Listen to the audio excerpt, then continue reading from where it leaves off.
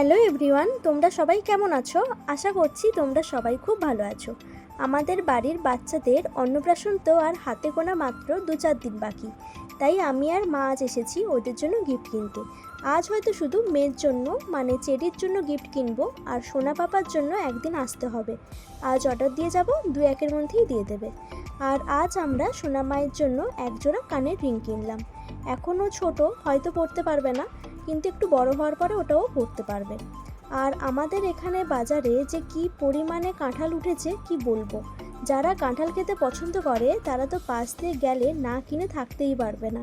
প্রথমে তো দোকানদার কাকু আমাদেরকে কাঁঠাল টেস্ট করালো, তারপরে পছন্দ হওয়ার পরে আমরা নিলাম। আর তারপরে আবারও আমরা আমের দোকানের সামনে গিয়ে আটকালাম, কারণ আমের সিজনটা তো প্রায় শেষের পথে। তাই যতদিন আছে একটু ভালো করে আম খেয়ে নিতে হবে। যদিও কেনা আম আমি খুব একটা পছন্দ করি না, তবুও বাড়ির সবাই খুব পছন্দ করে। আর সবশেষে আমরা বাড়ির পথে হাঁটা দিলাম।